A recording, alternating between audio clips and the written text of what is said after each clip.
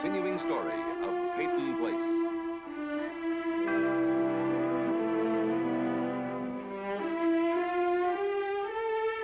Starring Dorothy Malone as Constance Mackenzie, Ed Nelson as Michael Rossi, Mia Farrow as Allison Mackenzie, Ryan O'Neill as Rodney Harrington, Barbara Parkins as Betty Anderson, Tim O'Connor as Elliot Carson, Christopher Conley as Norman Harrington.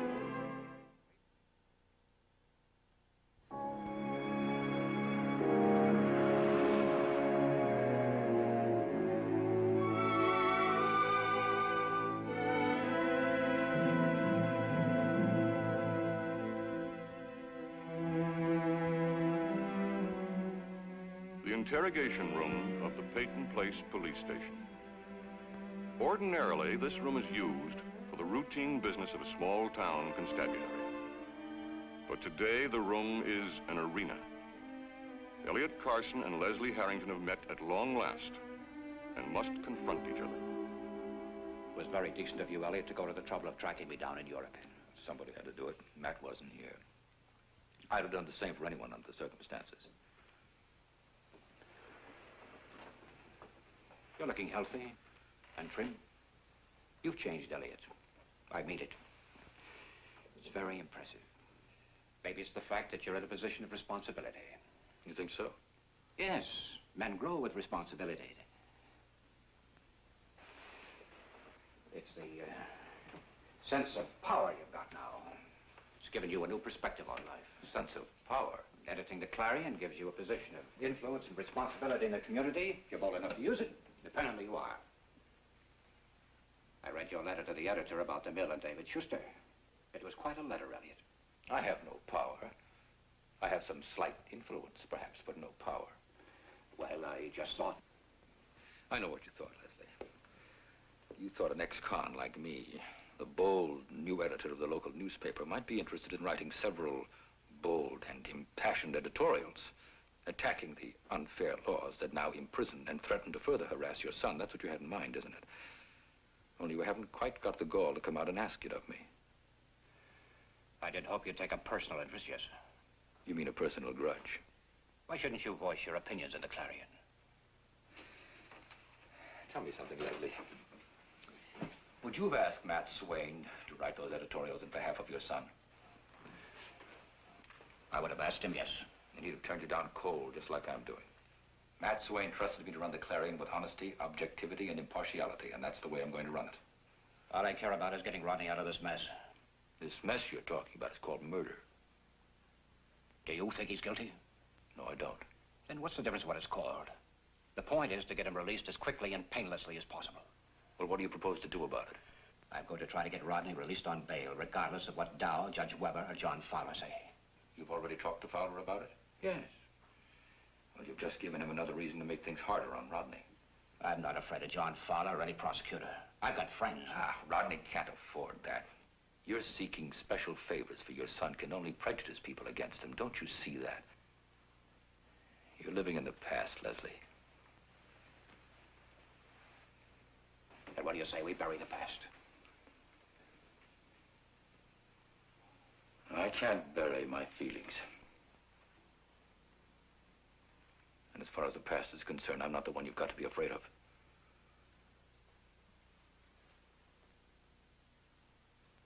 And will you be impartial in the way you handle the news about the hearing? Yes. I'll be impartial.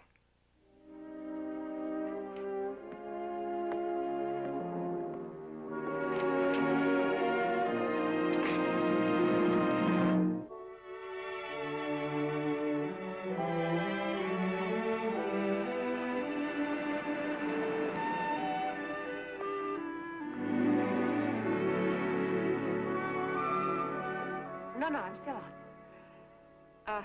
Well, does he have any time this afternoon? Well, that would be fine. No, I won't be late. Thank you.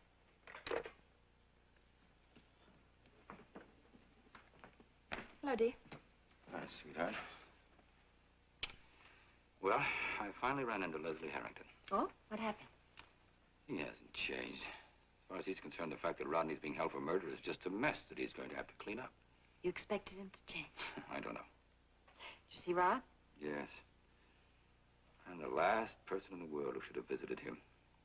I wanted to let him know that I understood what he was going through, and I wanted to give him some hope, but I seemed to forget that I am living proof that justice can go awry, and I think all I managed to do was to terrify him. I doubt that. Anyway, Allison's going to visit him later.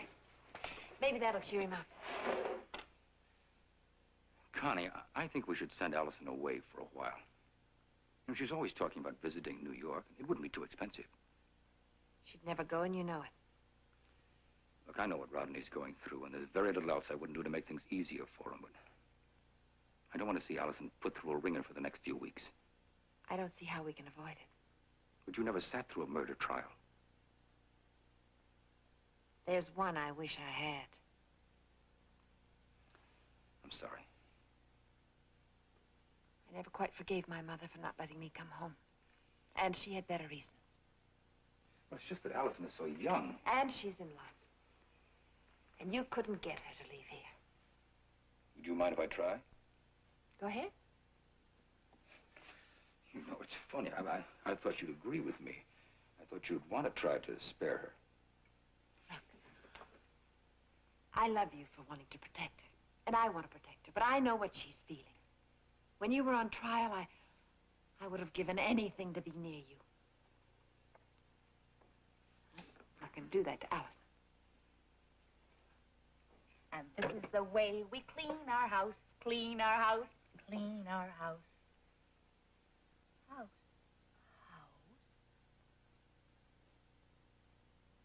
Let's work with the mirror. Come on. Too high. Okay, up on the chair you go. Come on. Now, watch my lips. House. House. House. Try it. House. Very good. And this is the way we clean our house. House. House. David, what a nice surprise. Hello, darling. Hi. Hello, baby. Kim, say house for Daddy.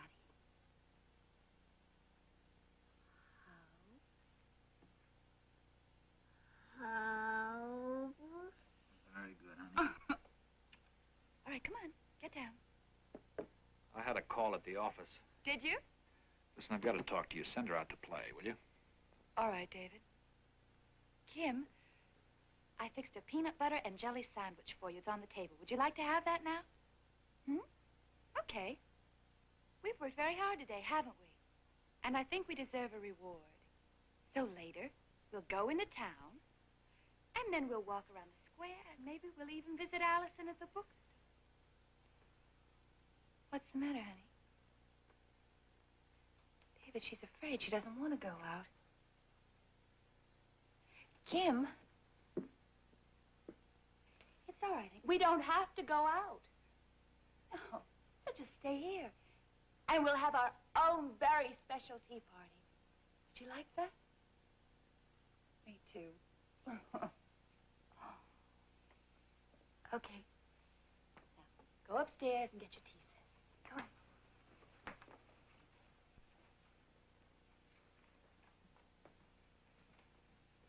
I'm afraid she's going to have to go out whether she wants to or not. Fowler called me at the mill. That's why I came home. We have to take her to the police station to make a formal statement. David, no. She was the only witness to the Chernak boy's death. But you saw how afraid she was. Must she go? Yes. Well, I was just beginning to make some progress with her. No, honey. Fowler thinks he's doing us a big favor by giving us time to prepare her emotionally. How soon? Tomorrow. Tomorrow. Oh, David, can't you make them put it off?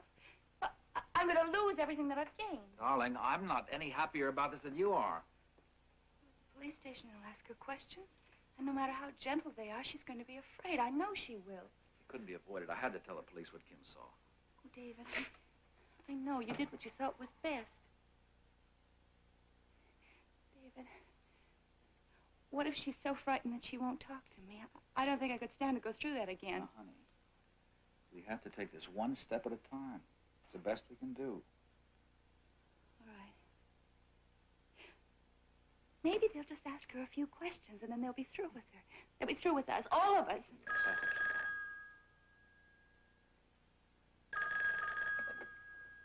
Hello?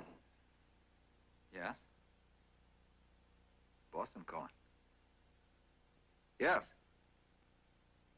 Well, hello, Mrs. Cord. What can I do for you? Well, I'm very glad to hear that. I'm sure you told him about my visit. I see. Well, thank you for calling, Mrs. Cord.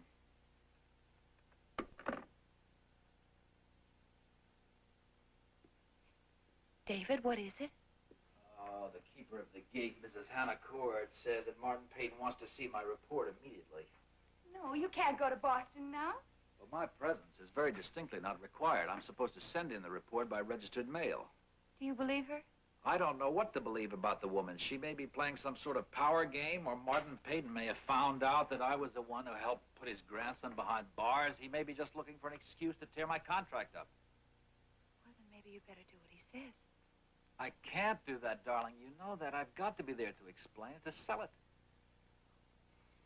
Well, what will you do then? I don't know. Well, first things first. Tomorrow we're going to take Kim to see Fowler. But we're going to talk to her first and try to minimize her fears. Okay. David, I hope we can. Oh, Mrs. Carson, you're a little bit early and Dr. Morton's still in conference, but, well, let's make use of the time anyway, shall we? Will you fill this out, please? Mrs. Carson? Oh, I beg your pardon. Oh, just routine for our records. Dr. Hoyt, report to surgery. Connie, what are you doing here? Oh, Michael, hello. Any messages for me, Miss Jones? Yes, Doctor, I have several for you. Thank you. Visiting someone? Your patient is here, Dr. Morton. Certainly. He'd like me to place a call for him first. Oh, I'm sorry. I just wanted to see if there was anything urgent. Oh, is there? Nope. Dr. Morton calling, one moment, please. Want to hear some good news? I'd love to hear some good news. I just heard that the board of directors is going to grant me the money for my special research project. Michael, when did you hear that? Well, just a few minutes ago, Dr. Morton told me. Well, then I'm the first to hear it. Yes. Fate's been good to me today. I can't think of anyone I'd rather tell first. Yes. Yes, sir. Dr. Morton will see you now, Mrs. Carson. We'll finish the form later. Congratulations. Why, thanks.